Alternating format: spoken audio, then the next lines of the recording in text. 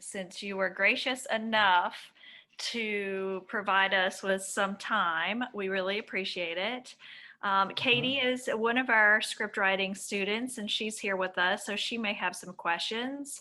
Mhm. The students have read the script as it is at this point, so they may have some specific questions based on what they think they might want to write about.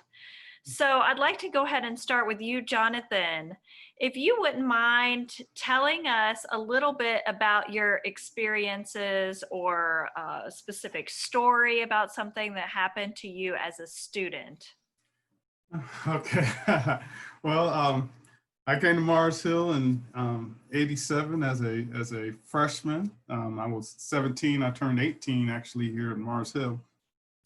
Um, when I came during my time here, there were probably about 100 of us that were African American students. Probably you would think about around 80 to 85 of us were males.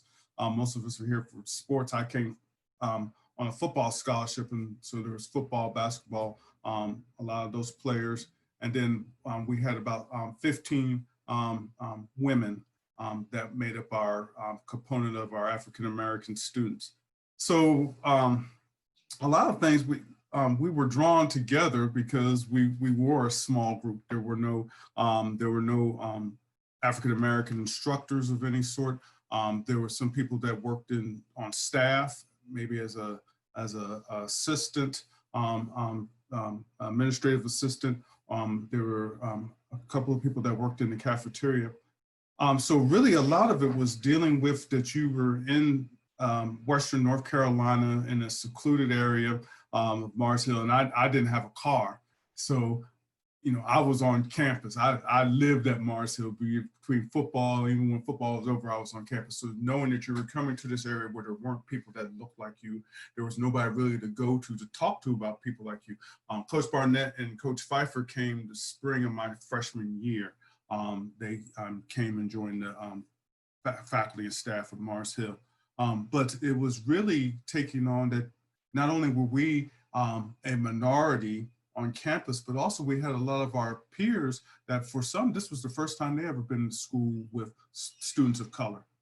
They came from rural areas amongst the South, and they had never been, there were no people that they had went to school. And so I say all that because I do tell this story a lot, but it's true, it kind of hits home. I was in Brown, I was a freshman, and we, hanging around talking, and I can never remember the student's name. I need to look it up. But he stopped me, pulled me aside. He had grown up in rural Tennessee, and he had never went to school around Black people. There weren't any really Black people in his town, and he had been raised by his grandfather. And in that time growing up, one story that was pervasive in America was a story that Black people had tails. And so that's what he asked me. He goes, "I've always heard, my grandfather's has always told me, and I just want to know, do Black people really have tails?" And, to be confronted, like, here, this is, 1987, the 20th century, and this person's asking me this, but then really realizing that if you've never been around us and you've just heard stories, and they might be racist stories, but those are the only stories then those are the ideas that you have. And so it's really being confronted that there is more to this existence than what we think. I was coming from a city, and I was like, man, if you ask that, where I'm from Durham, you get your, Black, but realizing that, when we talk about people need to know, well, they don't know until they ask. And sometimes you're really going to have to deal with ignorance. And ignorance is a questionable thing. People don't know. Really, ignorance is when you know and you really ignore the knowledge that you've gained. If I didn't know, I just didn't know. I was not knowledgeable. But once I know and I refuse to believe what I know, then I'm being ignorant. So that was a long story for a short question. No, that's exactly what we wanted. And I'm glad I was muted because when you told me that, I made guttural noise like, what? Was there another story that may have happened that stood out to you while you were a student besides that one? Um, even as it is today, a lot of things go on, and you have to pick your battles. So a lot of things you just went ahead and I get yelled at a lot here at Mars Hill now as I teach, because I have a tendency not to use the crosswalk, because there weren't crosswalks here when I was a student. And you took your, it was a highway as it is now, and you took your chances. But also you took your chances as a Black student, because we made sure that, when it started getting dark, you were very leery about walking across now the library today wasn't, that was the cafeteria. The library back when I was a student was at Nash, so you really didn't have to walk across the street unless you were coming from Women's Hill. But being at night, you were leery about walking across, was it 213, because somebody might throw a bottle at you. Oh, there's Black students. So you were aware of that. Also, you had to be aware when school let out. A lot of times, especially like if you were heading down to practice, you wanted to be across the street at 213 and College Street or Athletic Drive, because if that bus was coming by, they were going to be yelling the N-word at you all the way. So did you really want to deal with that? So you tried to time it so, hey, I wouldn't, be caught with that, that elementary school bus going by. But those were realities that always happened throughout the time I was here. Okay, so a little bit about the two of you professionally. You are given the opportunity to come back to Mars Hill. And what was your conversation? And maybe Audrey, you could take this one a little bit, and then we can come back to Jonathan. Okay. I think the initial conversation that we had involved a certain level of excitement, because Jonathan was approached by the former administration about an opportunity to be able to teach and start an African American Studies program, and that for us was huge. We were both in situations where we were looking for something different, and having the opportunity for Jonathan to come back to Mars Hill was something that we both knew would happen. When I married him in 2002, I said, well, I'm going to be repaying you the favor of coming back to Raleigh by me going back to Mars Hill, because at the time that we were engaged and all before the wedding, he was actually teaching here as an instructor. So it didn't really come as a big surprise that we would be called back. But I have to admit, I had some apprehension. I had been born in Eastern South Carolina, raised in Eastern North Carolina, and never really lived west of Raleigh. And all of the stories that I had heard about Madison County in particular being a sundown county, meaning one that Black people didn't want to be in after the sun went down. Interestingly enough, there were plenty of sundown counties in the eastern part of the state, but because the population there of African Americans is so much larger than in the West, it didn't really become such a big issue. So there were some concerns about how we would fit in, how we wouldn't stand out, even though I knew that we were going to stand out. There were some personal things that just things that I think most people take for granted, like, where am I going to get my hair done? With having curly hair, it's very different, and not just any salon will do. I was concerned about a lot of different things like that. Knowing some of the stories that Jonathan had just shared here, or things that were very concerning to me. So, but we said at the same time, though, we are having a chance to make history. And that is just so exciting to think that Jonathan was going to be the only African-American professor on campus, and to think that I was going to be the only African-American PhD or female PhD on campus at the time, and knowing that my role as the director of institutional effectiveness assessment and accreditation was going to be brand new, it was just very exciting. And we kind of felt in a way that it was a possibility that we couldn't pass up, even though we knew that there were going to be some barriers. So, since the students are going to be writing a scene, obviously you all had this conversation over weeks, months, days. Yes, you're Um, exactly right.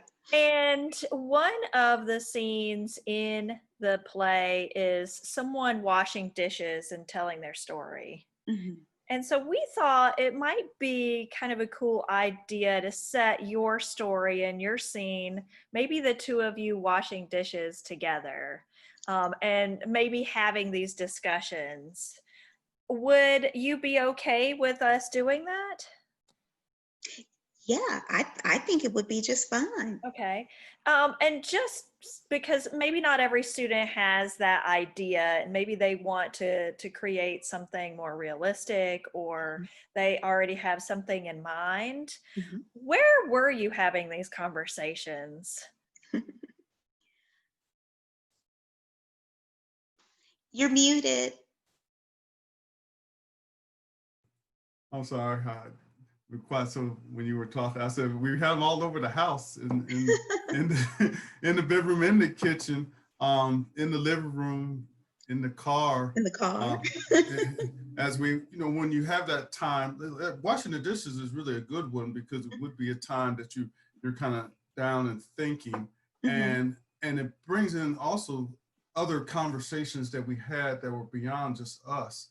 One thing that I haven't talked about, but our parents, though they're very supportive, happy for us and everything else, their parents, they're worried. I think they're still worried now. Again, just our concerns, but our children are going up into this place that, for my parents, he's going back up there, and what kind of support do they have? But now is the difference that they're out and being visible, and they might be in positions that people, because like I say all the time, not everybody's happy that John McCoy came back to Mars Hill. People I work with, not everybody's, oh, well, McCoy is here and everything else. That's realistic. And so if you become outspoken about, hey, there's things that we need to do, and there's concerns that we have, especially for not only students of color, but our staff and faculty of color, people, take issue with that. Maybe not at all in Mars Hill, but people in the surrounding area. And so our parents worry, what could happen up here and things like that. We both got calls last week about what happened with Asheville over at USCA. Hey, what's going on? How are you? What, just so a lot of the concerns and things that our students live, we live also. But those were discussions we had to have also about, hey, understand this is going to be real. Discussions we had about what about our role at Mars Hill. I asked Audrey the question. I said, "Are you ready to be the Black woman on campus?" And she had to deal with that. Oh, yeah, I mean, it's a lot of pressure. You become the voice for the community, and that's difficult because your experience is not the same as everyone else's. Right, exactly. And while people recognize you as the voice of the community, you don't want to necessarily be the voice of the community. As Jonathan and I talked about a lot in personal conversation, Black people are not monolithic. We just because I'm the certain way I am and Jonathan's the way he is, we don't represent all Black people in all the way that they think. And it's unfortunate that we don't have more exposure as a campus to the variety of African American people, or just people of color, just not just Black people, but people of color. Right. Katie, is there any questions that you have prepared or anything that you would like to know that would help you with your script writing? Um,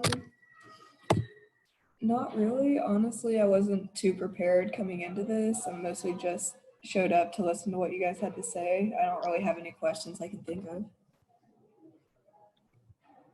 One thing I Thank you. also would like to point out that like concerns that I had, another concern that I had was for Audrey. You know, as you know, there's a lot of concentration on, okay, as a Black male going forward in this environment, but there are a lot of challenges that Black women face, especially in professional environments. And then my worry was, as Audrey will step into a role of responsibility, how that would be met by our institution, by the community. I mean, as director of assessment, if a lot of people don't know, assessment in academia is the place that people don't like. Oh, they're coming, they're the villains. Well, now you've just put a Black woman in charge of the department that everybody sees as a villain. Is this really a positive move, or could it be a negative move? And so that was, you know, and it's still a concern because there still is resistance, and there's microaggressions and everything else that goes on. So again, like I said, though people wanted us to come back, we also had to come back fully prepped in reality that it wasn't going to be a love affair, and it's not a love affair, Right. but it's real. And something else that I thought was rather striking too, just on another personal note, and I guess this was my concern for Jonathan when he lived in this area and worked in this area back in 1999.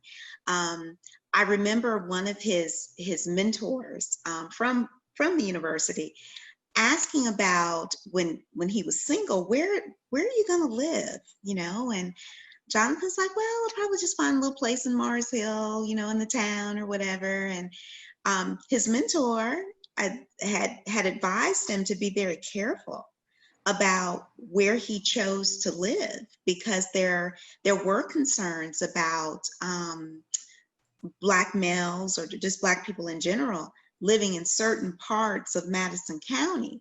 So of course, when Jonathan and I were having the more recent conversation of coming here in 2018, that was a huge question. Where are we going to live, and where are we going to live and feel safe?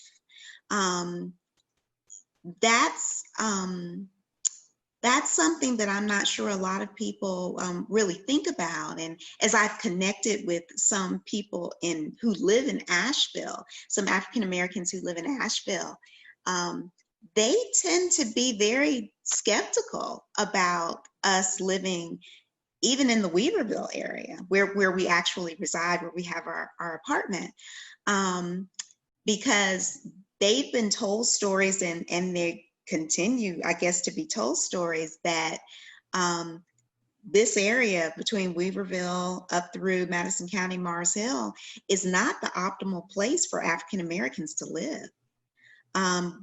When we first arrived here and we would go to the Walmart, which is right around the corner from us, sometimes we get stares, and sometimes we would get looks like, you know, you must be associated with the college, or just different places we go. I think people kind of saw us as outsiders to some degree. And what's so interesting too, even as we've tried to connect with more African Americans in the Weaverville area, the Asheville area, or whatever, we're thought of as outsiders because we weren't born and raised here.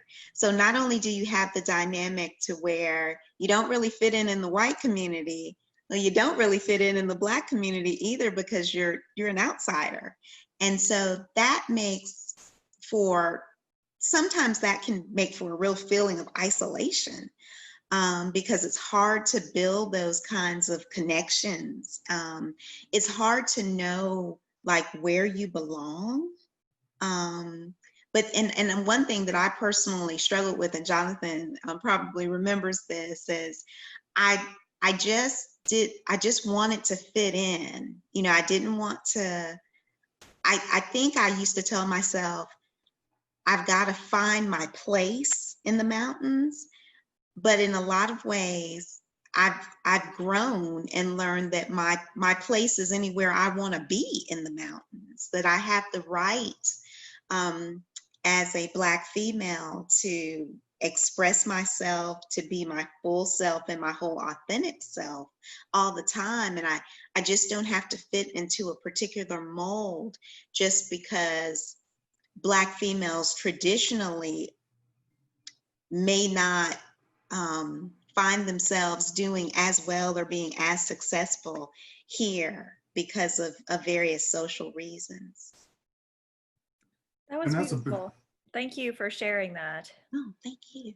and that's a big thing also, because we are trying to find our place, and not only in the community, and not only in the university, but amongst the students. You know, one thing that was really expressed to us, that, you know, the students want somebody here that looks like them, somebody they can talk to, somebody that can be their advocate. And that was one of the pulls for me and Audrey, that we hey, are we ready to take on that challenge? And yes, and we said, well, okay, well, yes, you know, the Lord's going to lead us where we need to be, and this, I would see, would be the Lord's ministry for us. But in doing that, the frustration, and I tell this all the time, the frustration I have to deal with, again, I'm an OG. When I say OG, I'm an old Mars Hill graduate. You know, I was here at Mars Hill College before you. There was only 100 of us. Even if you never had a class or a program with somebody, they were your brother or sister. You waved at them, you said, hey, because you look around, they weren't much.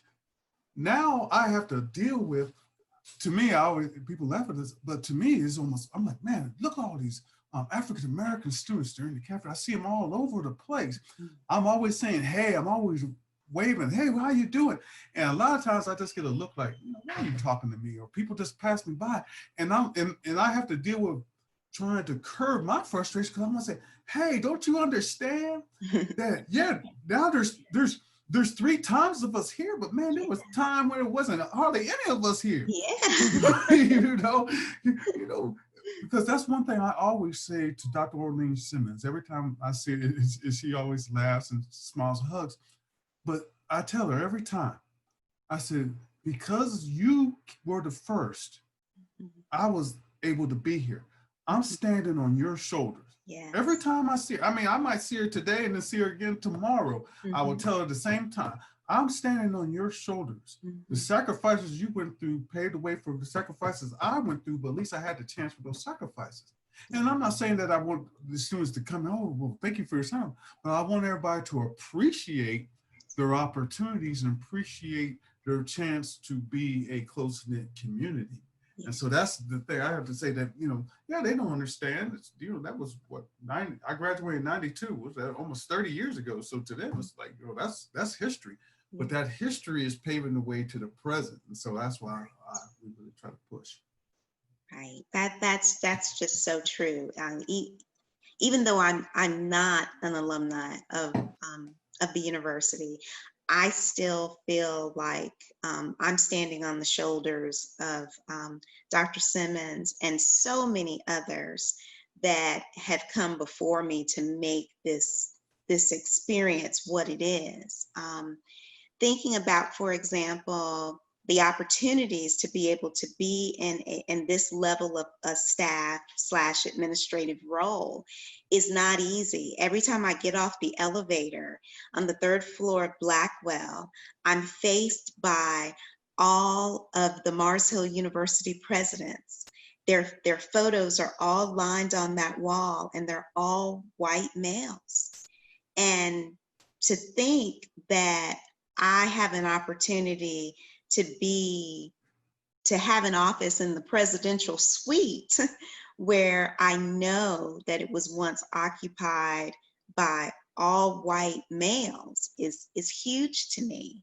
You know, no one ever says it out loud. Nobody ever talks about it, but, you know, a picture is worth 1,000 words. Photos do say a lot about what we believe in and what we are trying to uphold, and the things that we're trying to sometimes keep out.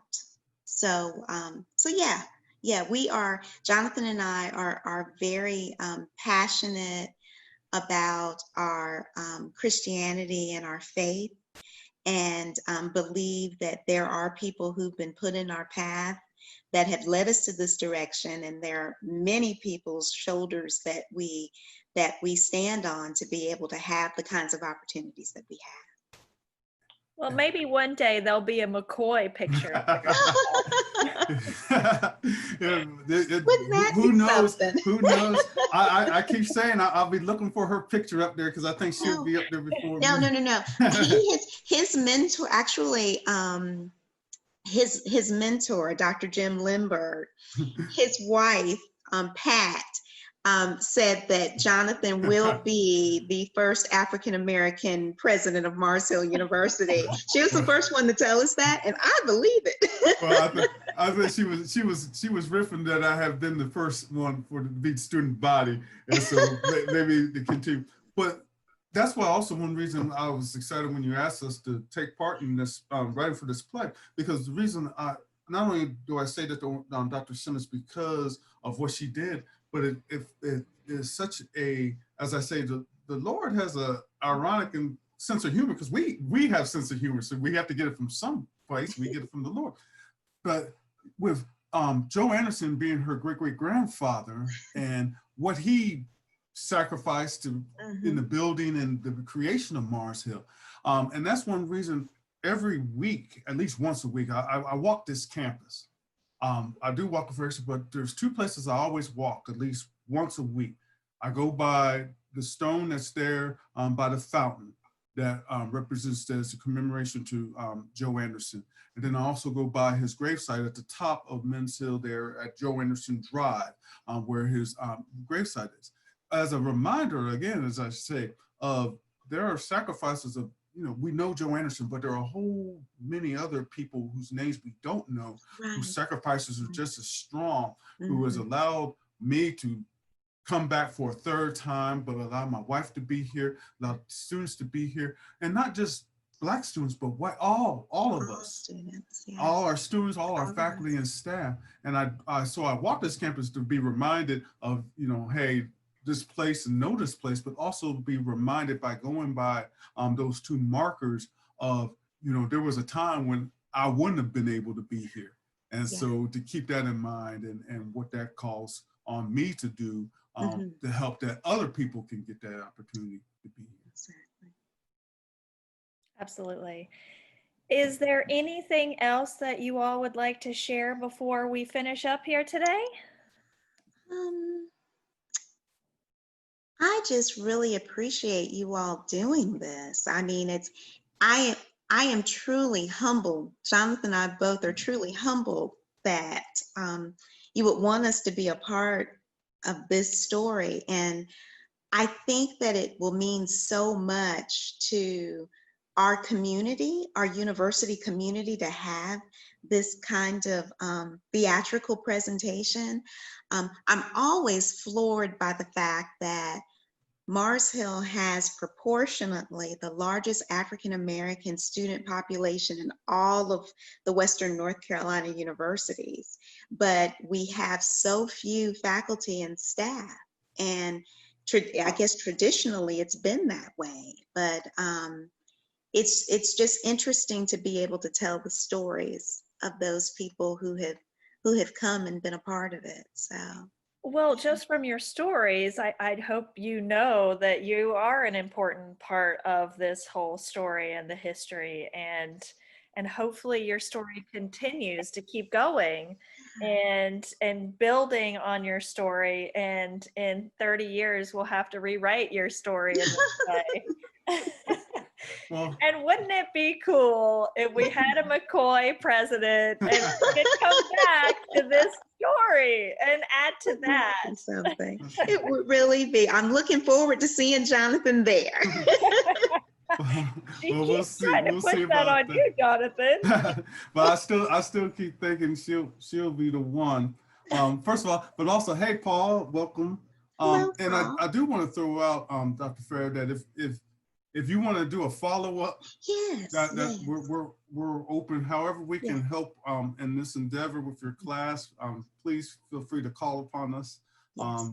We're again, like Audrey was saying, we're excited by this, but it also helps to excite us about the story that this is a piece of the story of Mars Hill, and our students and Caitlin and Paul realizing they're part of that story also, and they bring it in their insights and their feelings and their experiences.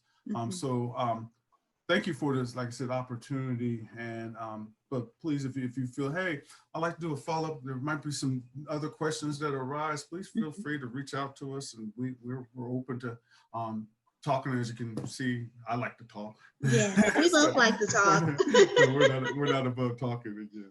So what I will do is I will share your contact information with the students. Okay. Since each student will be writing their own scenes, they may have different needs for different information or things like that. So I'll let them reach out personally to you if they have additional questions, Okay. or if they want to ask you permission for, changing a bit of your story, like we talked about the washing the dishes kind of thing versus it being over a month.